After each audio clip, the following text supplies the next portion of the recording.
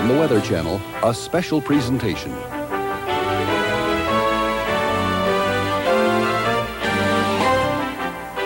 The allure of chasing tornadoes. Is it the advance of science, the call of adventure, the personal challenge, or the thrills?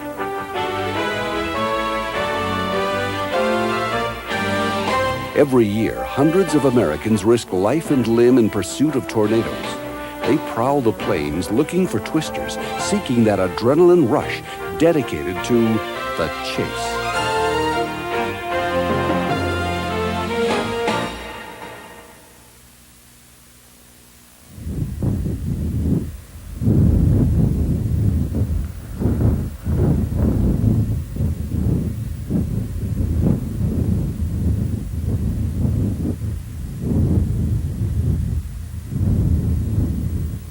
Tornado Alley. From central Texas to northern Nebraska, from eastern Kansas to the Rocky Mountains, it covers 6 states. Every spring, the wheat fields turn green, and cumulus clouds grow and reach toward the stratosphere. And 200 to 300 people pack their vans, turn on their scanners, warm up their modems, and hit the road. They're storm chasers. Tornado! You've seen their video on the Weather Channel for many years. So in 1995, we decided to join them in their pursuits and show you who they are and how they do it. And of course, those spectacular tornado videos that give us all a thrill. Stu Ostro, the Weather Channel's senior meteorologist and team leader, spent 3 weeks chasing storm chasers with our camera crew. Stu was raised in New Jersey. He'd never seen the killer storms of the Great Plains in person. His reactions to the experience are part of our story. But the storm chasers and their storms are the stars of this program. Let's start with Jim Leonard. Jim may be the most dedicated storm chaser in Tornado Alley. He moves to Oklahoma from his home in the Florida Keys every year for the whole tornado season, and back to Florida to chase hurricanes during the summer. He once moved to Guam just to see typhoons. Chasing to me means everything. Yeah, that sounds like a freight train. Yeah. Tuesday, May 23rd, near Childress, Texas, mid-afternoon. It's real stratified up ahead here. I don't see anything exciting. This might be the highlight of the day. At about 7 p.m., with no rotation in the storms in our area, Jim called it quits. But to get back to Wichita Falls for the night meant passing through those non-tornadic storms, and they had their own nasty arsenal. I thought we were chasing tornadoes, not hurricanes. Jim's luck changed a couple of weeks later with chasers Bobby Prentice and Rich Thompson. I can really see the motion of the dust coming into it. It is tremendous. The whole thing is a tornado. Oh my God, that lightning lit up. Oh, wait a minute, we're getting close. We're getting too close. Bobby, that's a lot closer than you think it is. It is a lot. Okay. Hey, I think it's moving our way. Turn south. Turn south. We gotta figure out where we are. Okay. Get the debris. Go for it. Oh, wait a minute. Go south, Bobby. South. Go south. I mean, Or stop at least somewhere. hurry up, turn around, quick. Get the roller. Shut up. It's turning right, fast. Hurry up. Which way? South. Circulation. We're safe. Yeah, we're safe now. Look at this structure. Get it. Shoot. Let's hope we run quite through the door.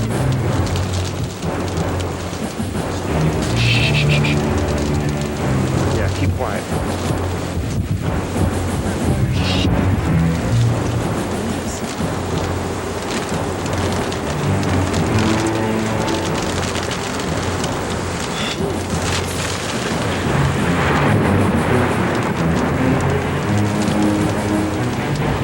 That is a nasty tornado. Oh, that is a big one. Watch out, the rim of it's just over to your left. We're nuts, that's all. Rushing the court close, but I know you like to live dangerously. Storm chasers Tim Marshall and Gene Roden were in Texas during the same tornado outbreak. Tim is a well-known chaser and the editor of Storm Track magazine, the unofficial newsletter of the chase community. Gene Roden is also one of the best-known chasers in Tornado Alley. This was shot the day after the Allison, Texas tornado we just saw on video. Well, Gene, what do you think? Bobby's car was just a few hundred yards from Tim and Gene as this sequence of events unfolded. What do you? Whoa! Oh yeah, look at this. The situation is very interesting. Well, it is of course interesting because we're here. Bobby is going to get melted here.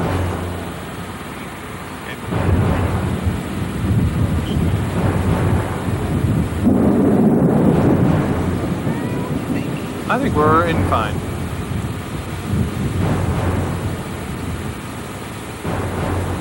You know, Bobby's right there, okay? We are too.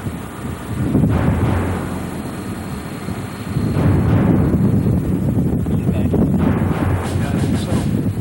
Yeah, I think we ought to back up too. Oh, you gotta turn around. Whoa, you are good. Gene, we gotta go forward or backwards? Okay, let's go forward. Ow! Alright. Okay, Gene, stop. You're okay, stop. Alright. Go down. Okay, keep going a little ways. Keep going a little ways. Neat. Keep going a little ways.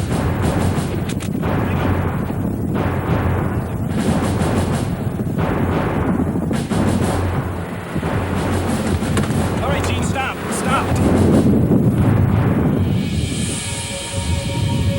Gene? Doing just fine.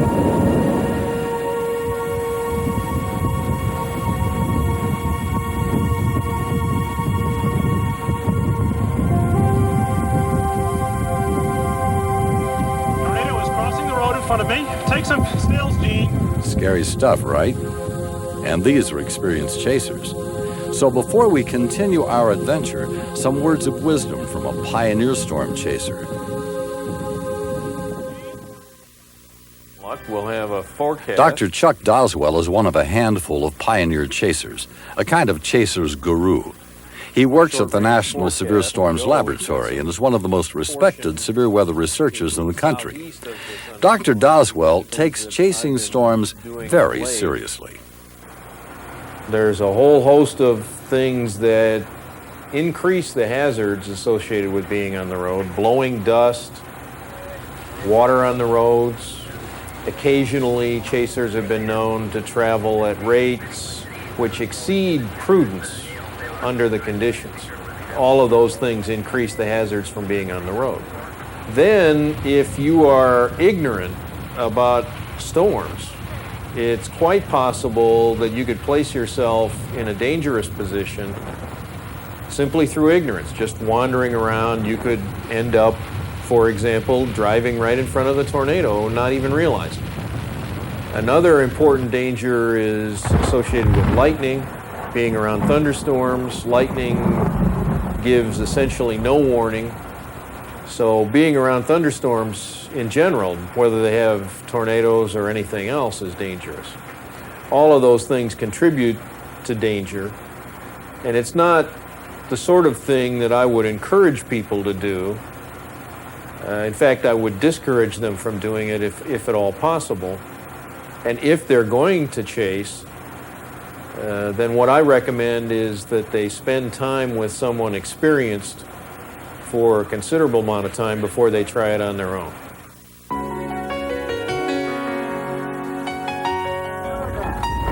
Our cruise chase day with Chuck Robertson was a three-ring circus with something going on all the time.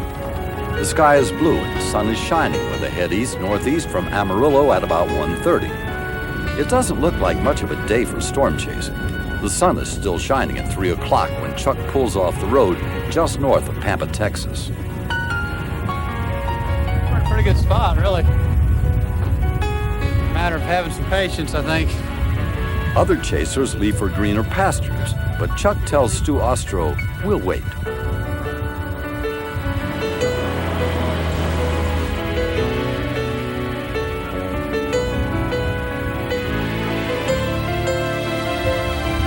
Then the waiting pays off. is 15 miles away, and it's wrapped in rain. Okay, there may be a tornado northwest. Tornado. Yeah, tornado on the ground. Tornado northwest. Yep. On the left edge of the rain shaft. On the left side of the rain shaft, yeah. Look at it now. Look at it now. Oh, my God. Oh, with a big tornado. Very frustrating to see a big tornado, but we don't have roads to get us there. Who all just saw the first tornado? Oh, right here. All right. Good job. There are storm cells developing all around. No time to gloat over the tornado, but plenty of time to search for another. The weather channel is a little bit desperate to get out of the tail right now. We got a very nice looking wall out to the southwest. As you can see, but the tail is getting ferocious, and I really want to get out of this if at all possible.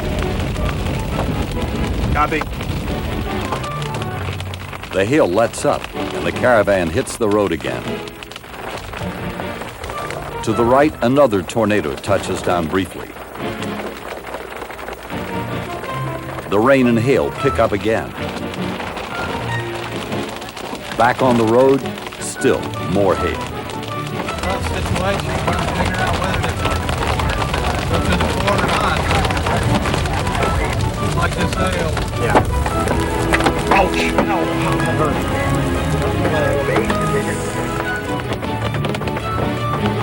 Time to take shelter again. You know, I thought for once we finally got away from the hail, and then here it came again.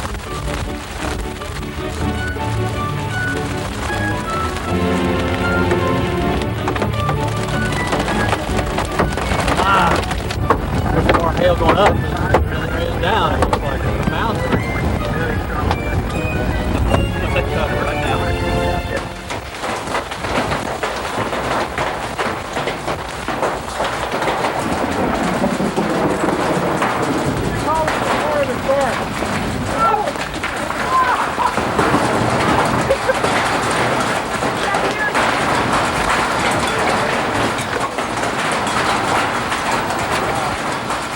Not quite softball, but real good baseball. Yeah.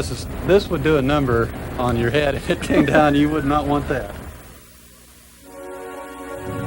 Chuck Robertson's been chasing storms since 1978. His personal collection of tornado videos is very impressive. He shot this tornado the same day the Andover tornado hit near Wichita, Kansas. Barry, take your eye away from the pieces. Just look at this thing. I grew up in Oklahoma, and I've seen a lot of severe storm situations come through. And after a while, not only grew up here, but also chasing 17 years, you just kind of get gut feelings about what's going on. And we have a lot of sophisticated computer models that predict what's going to happen, and the ones I can understand, I try to interpret as best I can. I definitely don't put priority on information like that. I'll put priority on more instinctive type information.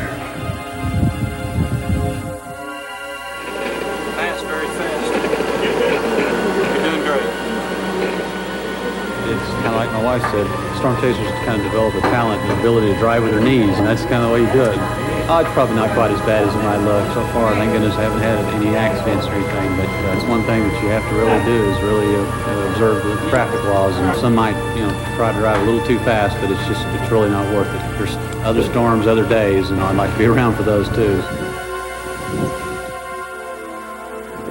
Very large tornado. You can hear it roar.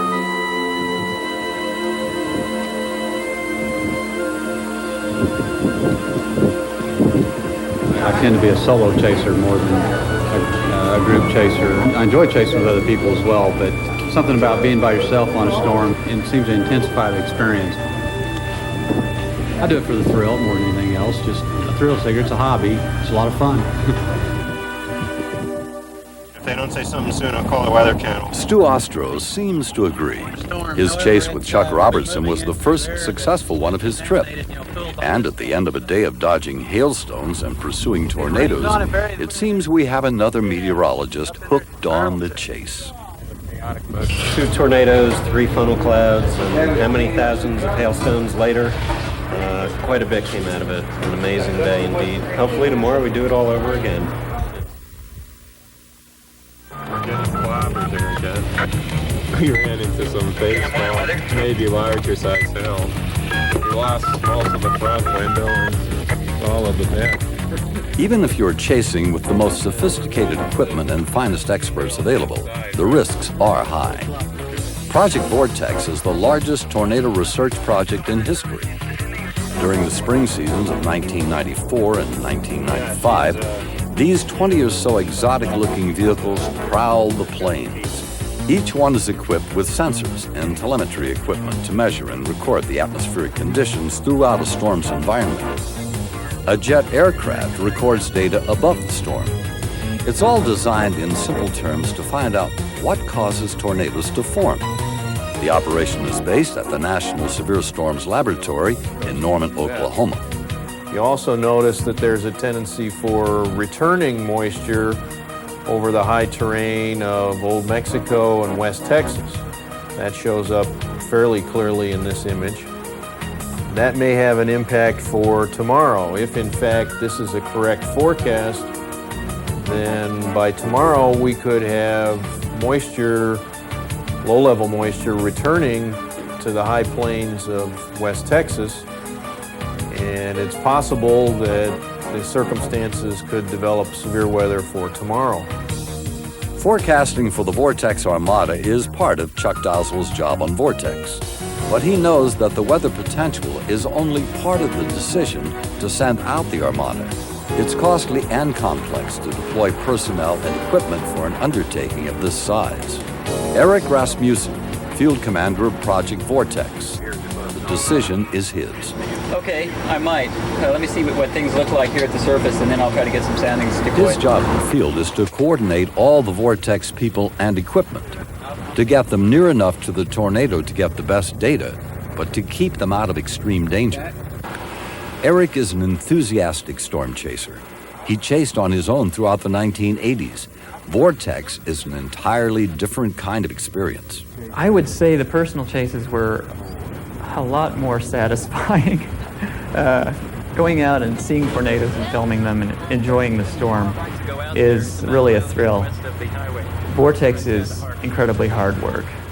And the hard work has taught some lessons that, so far, have been surprising. Oh, you know, going into Vortex, I think a bunch of us here thought we had a pretty good idea about how to forecast tornadoes. And now, in hindsight, I think we don't know much about it. I really believe this. I think we're pretty darn good at forecasting supercells, when storms will be, rotating single updrafts. That seems to be pretty easy. But in terms of forecasting when that kind of storm might produce a tornado and when it won't, we're somewhere just beyond clueless. Chasing tornadoes is often a case of hurry up and wait. The Vortex Armada is in position for the day's chase.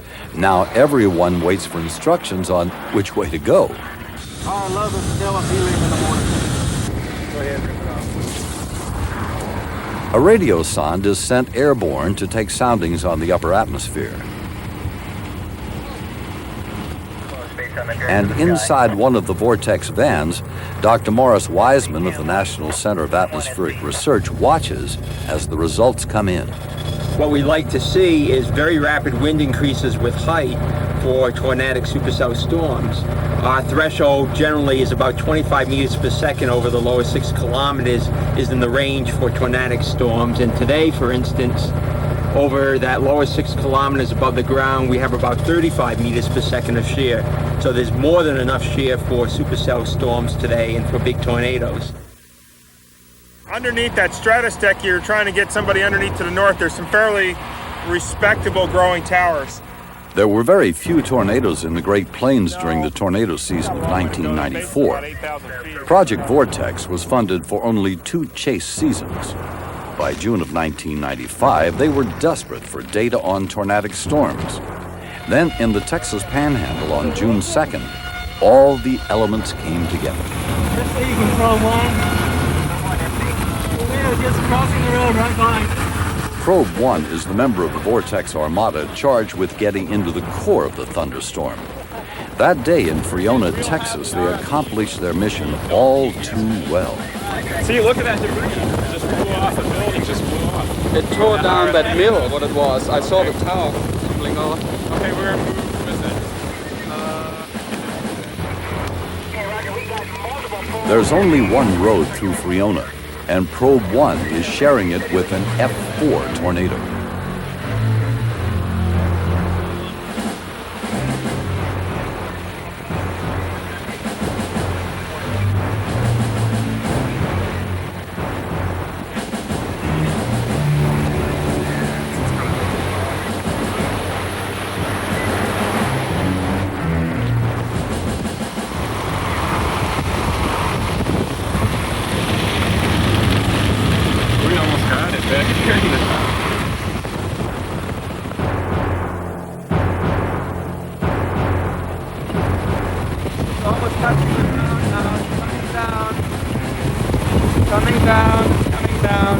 The Probe 1 team had just caught its collective breath after Friona, when another large tornado reached out of the sky near Dimmitt, Texas. Once again, the chaser becomes the chased. Large tornado on the ground stovepipe.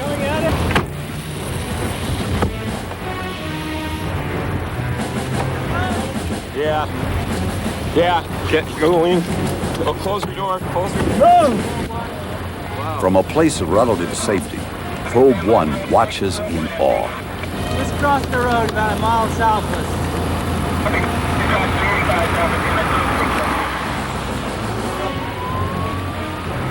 That's beautiful. Oh my God.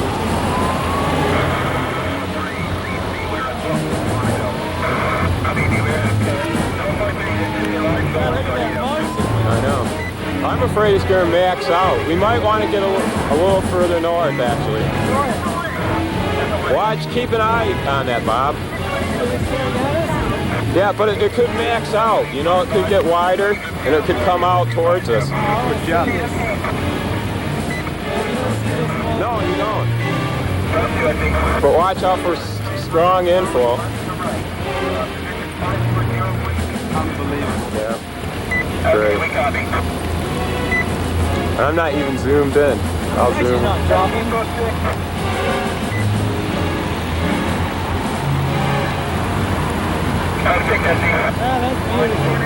How far away is it, you think? It's about a half mile. I've never seen anything like this.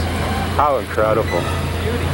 Oh, words can't describe it. The Dimmitt tornado is now the most thoroughly documented tornado in history. Vortex's video is breathtaking. But this is the kind of picture that most excites the Vortex chasers. Taken by a mobile scanning Doppler radar designed for Vortex by Josh Merman and Jerry Straka of the University of Oklahoma. Before seeing the eye and this it looks like a hurricane, but it does. The brighter yellow right around the core here is the wall of the tornado itself, the outer wall of the tornado, and inside of here there's no reflectivity. It's because most of the debris has been probably centrifuged out.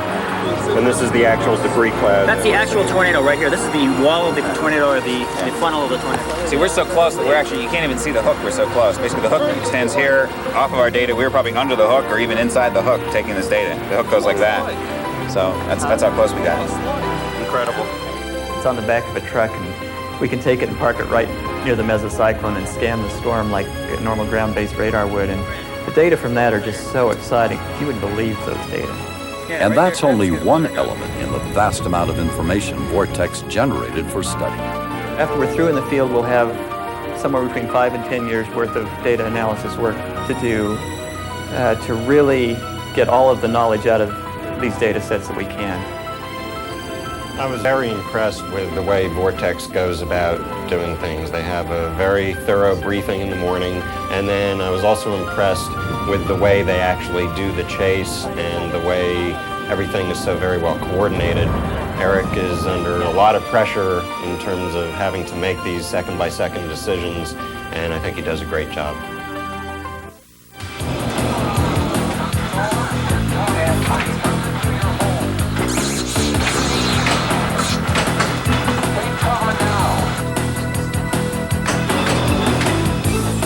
Betsy Abrams and Matt Crowther are both senior meteorologists at the Weather Channel.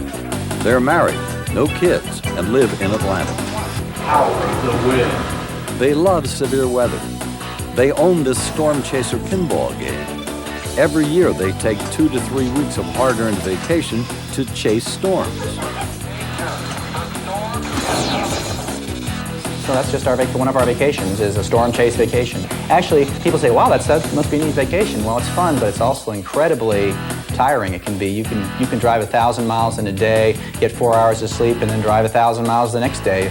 We hope we don't do that again. Last year we did that once. You never know. Yeah, we drove 1,000 miles to miss a tornado by 5 miles last year. From Goodland, Kansas to Dallas, Texas, and the tornado was 5 miles away and we didn't see it. The Weather Channel's crew ran into Matt and Betsy at what's called a chaser convergence. That's when several chasers happen to converge and trade information along the side of the road. So if a mesocyclone is forming, it's right in there, yeah, right there. Right where you got that little, and you almost have like a little, like you said, a very small, little rounded, like very, very small rounded base. That day's storms never developed, but Matt and Betsy's 95 vacation was fun-filled. That stupid mesocyclone that does diddly squat because we're here. Shoot, go on, beat it. Hit around, hit the road. Go away, horse. What, the horse will block my view of the tornado. Horse.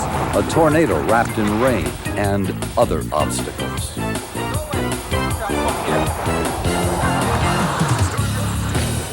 I need my still camera. Betsy, I want you to video, please. Where's the zoom in on this map? It is zoomed in. Okay. Two small tornadoes today. Little flanking line jobbers.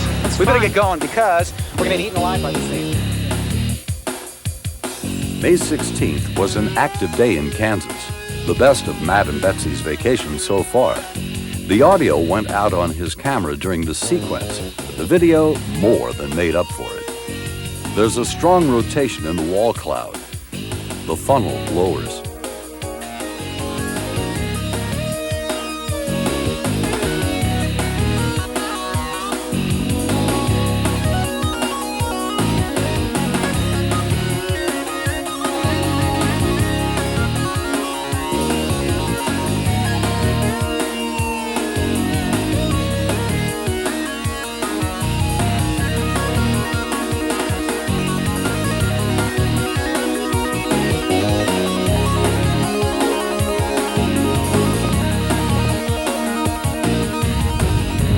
A debris cloud forms on the ground, and it's a full tornado. We stumbled into this one.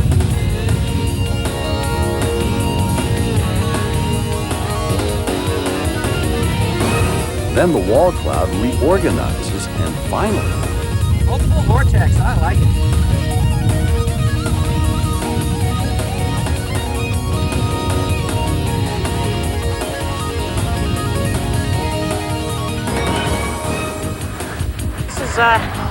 Just west of Sweetwater, a monster-sized storm, soft cold hail, supposedly a large tornado, but I think it's another cell. We're not even sure where that's supposed to be. Oh, this is gorgeous. Let's make sure that we have an out.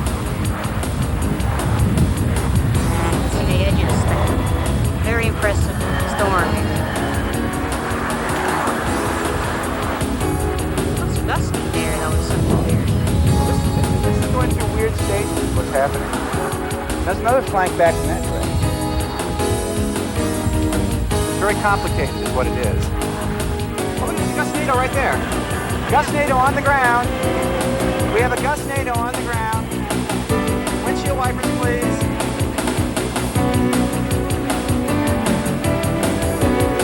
Weak gustnado on the ground.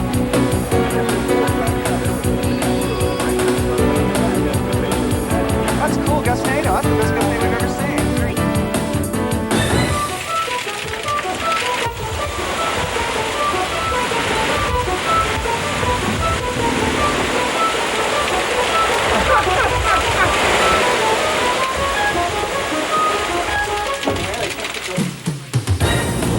If this kind of vacation appeals to you, but you're not a meteorologist, again we urge you, don't go on your own. Often experienced storm chasers can be convinced to take you along, especially if you're willing to pay some of their expenses. And there's even one chaser, Marty Feely, who operates a storm chasing tour. Marty's the one in the hat. Next to him is Scott Fitzgerald from Arizona. and Harry McPhillamy from Ireland. Antonio Caridadi from Brazil and his Japanese wife are also along. This is not a luxury tour. You pay $1,600, you sign an insurance release, and spend 2 weeks riding the plains in a van.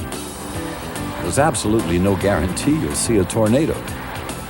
Senor Caridadi is 70 years old on his third tour and still hasn't seen a twister.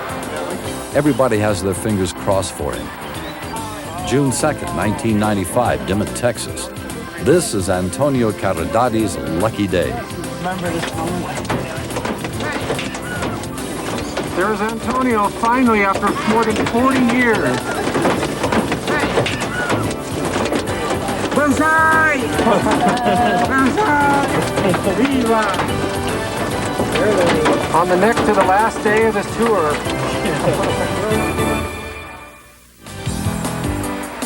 Mike Phelps and Aaron Blazer chase storms for a living. That's Mike driving and Aaron riding shotgun. They've been chasing together for 5 years. They've seen about 65 tornadoes. Mike and Aaron live in Wichita, Kansas, and chase in a 400-mile area to the west. There's nothing they won't do to catch a tornado. Our main objective is to see a tornado, and if it means core punching, we'll do it. Because of their penchant for going where the action is, they've got a lot of wild stories to tell. Like the tornado they happened on near Lorain, Kansas in June of '94. We were kicking around lizards for a few hours, and literally, and we saw what these storms going up just to the west of where we were, so we thought, well, one of them looked pretty darn interesting, so we went after it and got into it, and this little tornado popped in the rain. No mesocyclone, just came out. No wall cloud. No wall cloud. Didn't match any of the classic ideas, and it wasn't a landslide. And it was a trunk. It was a strong tornado, came right out of the rain. And we're like, we almost drove into it. We're just, we're watching this heavy rain shaft just off, we're, just kind of tooling around, and all of a sudden, it's like, whoa, we stop and get out. And there's a tornado. Yeah, what? I was like, I thought he was just joking, because he was playing jokes on me. There is a tornado. And I was like, whoa. So we just got out, we were filming it, and there was a trunk. Came out of the rain, and then after it cleared the rain, it was moving south. Drifting south, right at us, just drifting for a little ways, but we were about a mile or so away, so we had some time. No big deal. And then all of a sudden it started moving west at about 50 miles an hour. It got hit by, as an outflow hit it, and it skinnied up and just tore west at about 50 miles per hour. And, weirdest thing I've ever seen. Awesome stuff. The Weather Channel's chase with Mike and Aaron started in Wichita about 9 a.m. Target, the Texas Panhandle, some 350 miles away. It's only 3:53 right now, so we're going into max heating. So it's just going to become more unstable, by the hours. I expect by, 5 o'clock we should have a pretty good sail to go after. At least that's what I'm hoping. Another hour and a half. Hopefully it won't be in Del Rio. I think we'll end up West Amarillo. All right, let's take it off. At 4 o'clock, a tornado watch is issued for the Texas Panhandle west of Amarillo. This is a PDS watch, particularly dangerous situation. Mike decides to head west to intercept the storm coming in from New Mexico. It's about 5:30. Okay, we're going to still continue punching south, and we're going to keep an eye on this feature directly overhead. So, very dangerous area here, so keep that in mind. Snap on any seatbelts if you should have them. 3 miles down the road, the excitement really begins. Large tornado on the ground, in the rain, not the best position.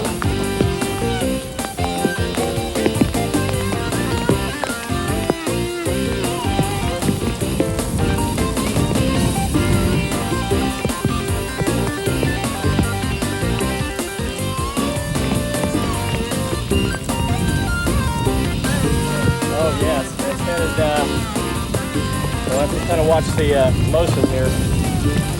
There you go. Oh man, it's getting wrapped. Look how big that thing is. It's totally hidden now. There's no hopes of seeing it again unless we get in a better vantage point. Man. Yes! Woo! Great job. Thanks. Now the question is, where to next? There aren't many good choices. Storms are forming all around, and the only road leads directly into their paths. No way at all. The way the storms have developed and the way they're moving, we basically found ourselves in a no way out situation. So be prepared, things could get hairy in the way of large hail and high winds here pretty quick. And if it looks like we're going to get rolled by the RFD, we will pull over. We are pulling over. It's going to hit us hard. And hit hard they are. The vehicles begin to rock, and there's always the possibility of a rain-wrapped tornado appearing at any time. Unfortunately, I hate to say this, but unfortunately, get ready to die. So we do, go into the ravine? We'll get away from the cars, run down, get away a good 50 yards from the cars and land in the ravine. If we would go against the hill or what? Oh, wow. Man, did you get that? Oh.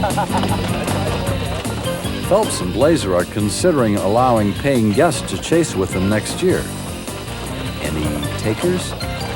After that experience, I thought maybe I'd had enough excitement for a while. But I can remember one time eating way too much cheesecake in one sitting and not being able to conceive of ever even wanting to eat again, much less cheesecake. Well, you know what? The next morning, I was ready to eat again, and lo and behold, I eventually began to get a craving for cheesecake again.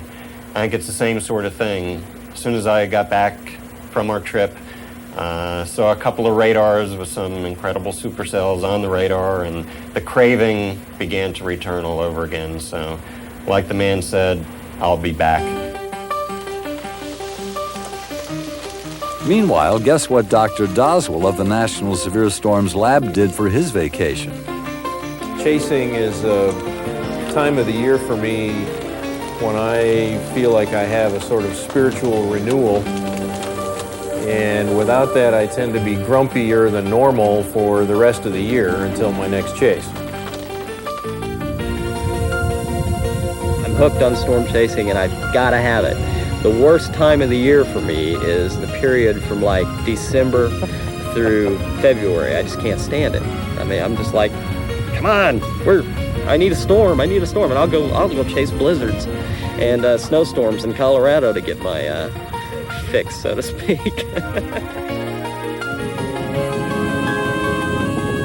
Storm chasing may be scary at first, but once you see how beautiful a storm is, that beauty kind of overwhelms you, and it no longer becomes scary. In fact, a lot of people turn that scary or fear, basically, of storms into just the overpowering curiosity that they have, which evolves into even further just an overwhelming sense of joy in chasing storms. I remember when I was 8, 9, 10 years old watching thunderstorms down in South Florida. We get them every summer quite often. And it was exciting to see those, the lightning and the high winds and the heavy rain. It just, something about it, something clicked. I could never get enough of it.